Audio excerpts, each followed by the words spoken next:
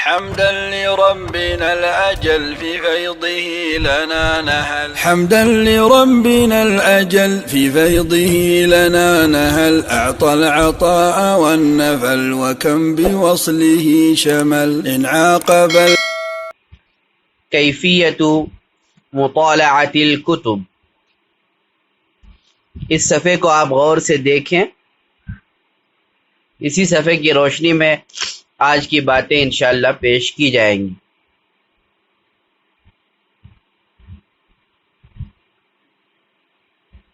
دیکھیے اوپر لکھا ہوا ہے کیفیت مطالعۃ الکتب، یعنی مطالعہ کیسے کیا جائے. اس کے بعد لکھا گیا ہے ارکان المطالعہ، یعنی وہ کیا چیزیں ہیں جو مطالعے کے وقت لازمی طور پر ہمارے پاس ہونی چاہیے. جس طرح نماز کے ارکان ہوتے ہیں تو اسی طرح یعنی ارکان کے بغیر وہ چیز مکمل نہیں ہوتی. اسی طرح مطالعہ کے ان ارکان کے بغیر مطالعہ مکمل نہیں ہو سکتا. وہ کیا ہے؟ الکتاب، مطالعے کے لیے کتاب ہونی چاہیے. الکراسہ، کاپی ہونی چاہیے. القلم، قلم ہونا چاہیے. المرسم، پینسل ہونی چاہیے. المعجم، اور لغت ہونی چاہیے، ڈکشنری ہونی چاہیے، قاموس ہونی چاہیے. پھر آگے والشیء الضروری مع هذه الاشیاء الاخلاص، اور ان سب کے ساتھ سب سے اہم چیز جو ہے وہ اخلاص ہے. اخلاص جو اصطلاحی معنی میں بھی اور لغوی معنی میں بھی ہم نے بریکٹ میں وہاں پر دیا ہے التوجہ. یعنی اخلاص کا مطلب ہے کہ ایک تو یہ کہ ہمارا پڑھنا وہ صرف اور صرف اللہ کی رضا کے لیے ہو، اور دوسرا یہ کہ التوجہ یعنی مکمل یکسوئی کے ساتھ پڑھا جائے، مکمل یکسوئی کے ساتھ پڑھا جائے. اب آئیے آگے لکھا ہوا ہے المراحل المفیدہ لمطالعۃ الکتب العربیہ. جو چیزیں آگے بیان کی جائیں گی وہ عموماً ہر کتاب کے مطالعے کے سلسلے میں ہیں، لیکن چونکہ ہمارا کورس عربی زبان کے تعلق سے ہے اس لیے ہم عربی کتابوں کے مطالعے کے سلسلے میں جو چیزیں ہوتی ہیں اس کے اعتبار سے اس کو مرتب کیا گیا ہے. سب سے پہلی چیز ہوتی ہے اختیار الموضوع والمصنف. جب آپ کسی دکان جاتے ہیں، مارکیٹ جاتے ہیں، سپر مارکیٹ جاتے ہیں یا مال میں جاتے ہیں، کہیں بھی جاتے ہیں، تو آپ جو چیز خریدنا چاہتے ہیں اس کو آپ پہلے اختیار کرتے ہیں. آپ وہاں جاتے ہیں، دیکھتے ہیں، پرکھتے ہیں، جانچتے ہیں، اس کی تفصیلات پوچھتے ہیں، پھر جا کر اس میں سے کسی ایک چیز کو آپ کو کوئی ایک چیز آپ اختیار کرتے ہیں. ایسا تو نہیں ہے کہ آپ پیسہ لے کر چلے گئے، دکاندار سے کہا کہ یہ لو پیسہ مجھے دو. اب جیسے ہی آپ دکان میں جائیں گے، آپ کے کچھ کہنے سے پہلے وہ آپ کو پوچھے گا کہ بھائی کیا چاہیے. جب تک آپ کیا چاہیے انتخاب نہیں کریں گے اس وقت تک جو ہے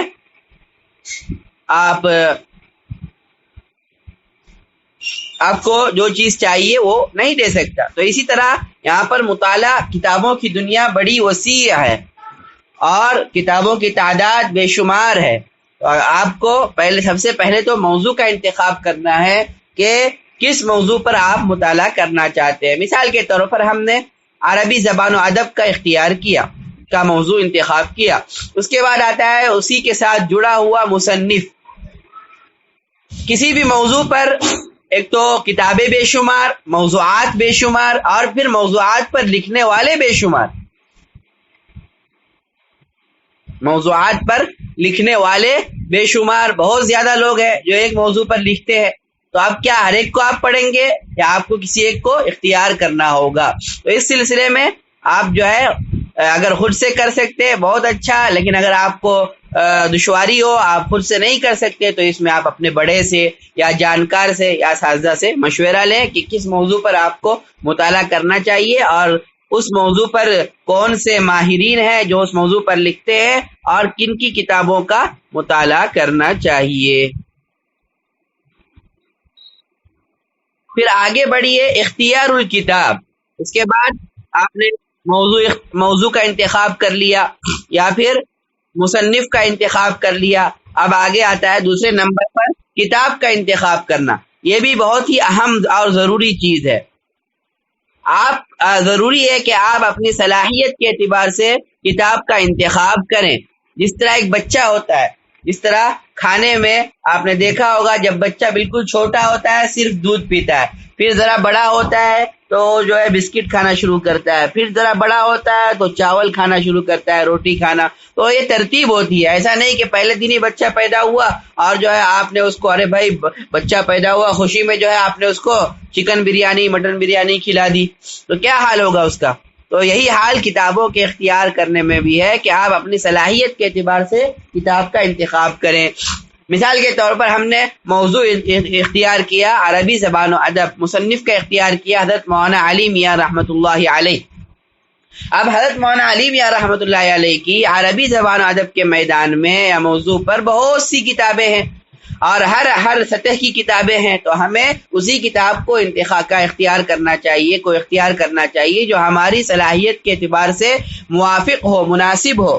مثال کے طور پر اگر جو ہے عربی اول کا یا عربی دوم کا طالب علم ہے، ابھی اس نے عربی زبان پڑھنا ہی شروع کیا ہے اور وہ جو ہے حضرت مولانا علی میاں رحمۃ اللہ علیہ کی ماذا خسر العالم یا پھر الطریق الی المدینہ اس طرح کی کتابیں وہ اختیار کرے گا تو اس کا حال وہی ہو جائے گا جو کہ ایک چھوٹے بچے کو بریانی کھلانے سے ہوگا. اس کے بعد تیسرے نمبر پر آتا ہے تعیین الوقت. یہ بھی بہت ہی ضروری چیز ہے. آپ کو اختیار کرنا ہوگا کہ کون سا وقت میرے لیے مطالعے کے لیے زیادہ مفید ہے، زیادہ بہتر ہے. یہ ہر ایک کے مزاج کے مطابق جو ہے وقت الگ الگ ہوتا ہے. کسی کے لیے صبح کا وقت بہتر ہوتا ہے، کسی کے لیے رات کا وقت بہتر ہوتا ہے. بہرکیف آپ کی طبیعت جس وقت مطالعے پر آمادہ ہوتی ہو اس وقت کا آپ انتخاب کریں گے. عام طور پر علماء اکرام نے کسی بھی علمی کام کے لیے علماء نے سب سے بہترین وقت وہ تہجد کا وقت بتایا ہے کہ تہجد کے وقت میں اگر کوئی مطالعہ کرتا ہے تو یا کوئی بھی علمی کام کرتا ہے تو دن میں اگر کوئی کام 1 یا 2 گھنٹے میں کرتا ہے تو وہی وہ رات میں تہجد کے وقت میں وہ کام جو ہے بآسانی آدھے گھنٹے میں کر سکتا ہے. اس کی بہت سی وجوہات ہیں. ایک تو یہ کہ تہجد کے وقت میں انسان جو ہے ذہنی اعتبار سے بالکل چست ہوتا ہے اور وہ ہر طرح کے جھمیلوں سے جو ہے آزاد ہوتا ہے، جسم بھی اس کا جو ہے آرام کر لیتا ہے، ذہن بھی آرام کر لیتا ہے، تو ہر اعتبار سے وہ چست ہوتا ہے تو کام جو ہے جلدی ہوتا ہے. ادھر اس وقت جو ہے شور نہیں ہوتا، ہنگامہ نہیں ہوتا، کوئی آپ کو جو ہے آپ کے کام میں خلل ڈالنے والا نہیں ہوتا. اس لیے سب سے بہترین وقت جو ہے وہ فجر سے پہلے کا وقت بتایا گیا ہے. باقی آپ اپنے مزاج اور اپنی صلاحیت کے اعتبار سے وقت کا انتخاب کر سکتے ہیں. وقت میں اس بات کا بھی خیال رکھنا چاہیے کہ آپ کتنی یہ آئے گا. اس کے بعد دوسرے نمبر پہ ہم نے دیا ہے تعین الہدف. اس طرح ہدف کا بھی تعین ہونا چاہیے. ہدف کا مطلب ہے کہ کتنے صفحات آپ پڑھیں گے. ایسا نہیں کہ پہلے دن کتاب لی تو 200 صفحات پڑھ لی ہے، دوسرے دن جو ہے کتاب کو چھوا بھی نہیں، ہاتھ بھی نہیں لگایا. ایسے نہیں ہونا چاہیے. اور یہ دونوں چیزیں ملی ہوئی ہیں. جب آپ ہدف یعنی تعین کر لیں گے کہ اتنے صفحات مجھے پڑھنا ہے، پھر آپ کو اندازہ لگانا ہوگا. مثال کے طور پر آپ نے متعین کر لیا کہ مجھے جو ہے روزانہ 10 صفحات پڑھنے ہیں. اب آپ اندازہ لگائیے کہ ایک صفحہ پڑھنے میں آپ کو کتنی دیر لگتی ہے. مثال کے طور پر ایک صفحہ پڑھنے میں آپ کو اگر 5 منٹ لگتے ہیں تو 10 صفحہ پڑھنے میں 50 منٹ لگیں گے. تو اس اعتبار سے آپ اپنی دن بھر کے 24 گھنٹے میں سے 50 منٹ آپ نکال دیجئے اور اس کو خاص کر دیجئے مطالعے کے لیے. تو یہ ہو گئی تمہیدی چیزیں. ابھی ہمارا مطالعہ شروع نہیں ہوا، اس سے پہلے کی یہ چیزیں ہیں. ارکان جو ہے، جو کتاب ہے، کاپی ہے، قلم ہے، پینسل ہے اور لغت ہے، وہ آپ کے پاس ہو. پھر اس کے بعد آپ موضوع اختیار کریں، پھر مصنف کا انتخاب کریں، پھر اس کے بعد جو ہے کتاب کا انتخاب کریں، وقت کا تعین کریں اور اس کے بعد جو ہے ہدف کا تعین کریں.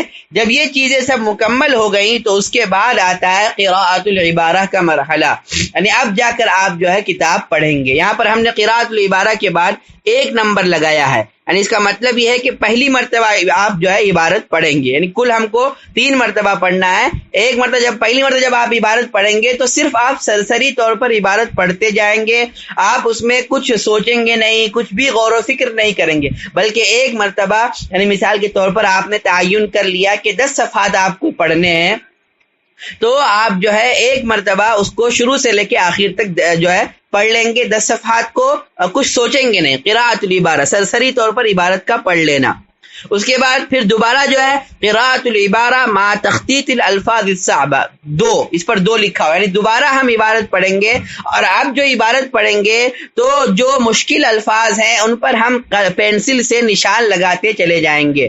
یاد رکھیں ہمیشہ جب بھی کتاب پر آپ کو نشان لگانا ہو تو جب ضروری ہو اسی وقت لگائیں اور پینسل سے لگائیں، اگر ہم قلم سے لگائیں گے تو گویا کہ ہم جو ہے کتاب کو خراب کر رہے ہیں، اور خاص طور پر اگر وہ دوسرے کی کتاب ہو یا کتب خانے کی کتاب ہو، مدرسے کی کتاب ہو، تب تو یہ ایک جو ہے بہت ہی برا عمل ہوگا۔ تو جب بھی ہم کتاب پر کچھ لکھیں تو پینسل سے لکھیں تاکہ کتاب خراب نہ ہو۔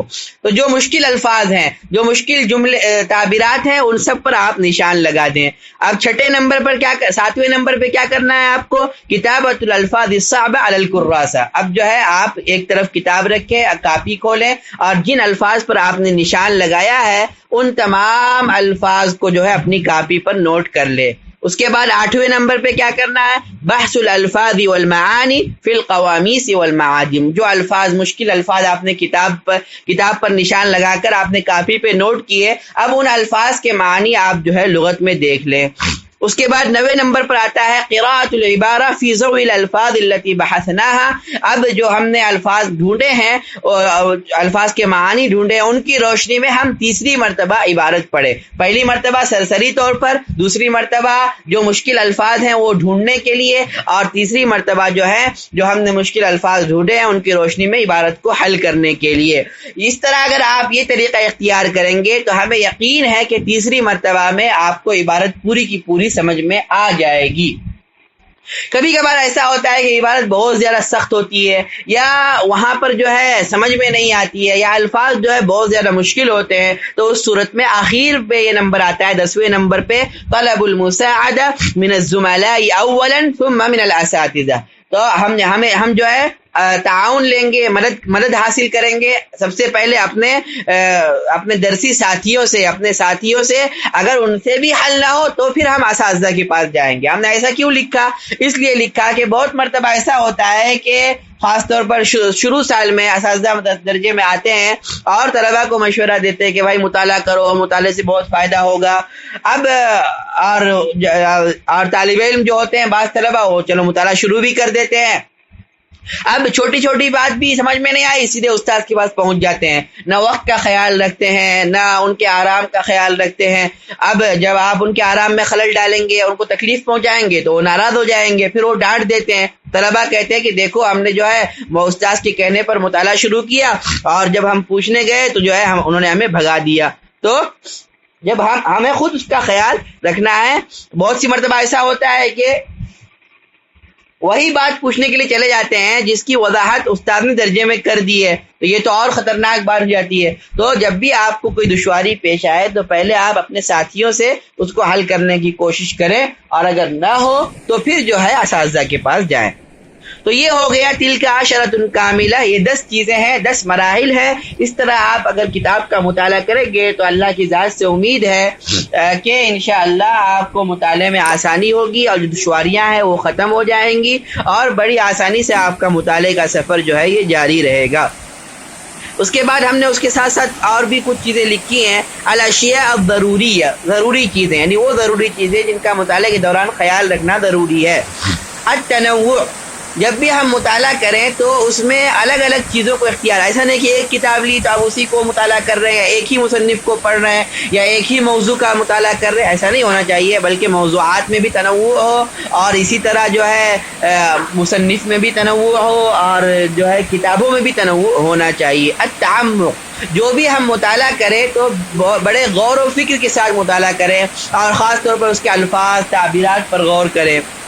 التوسع، اور کثرت سے مطالعہ کریں، ہے نا، ایسا نہیں کہ ایک دو کتابیں لی یا اسی کا مطالعہ کر رہے ہیں۔ توسع، چوتھی چیز ہے المشورہ، جب بھی مطالعہ کریں تو مشورے سے مطالعہ کریں.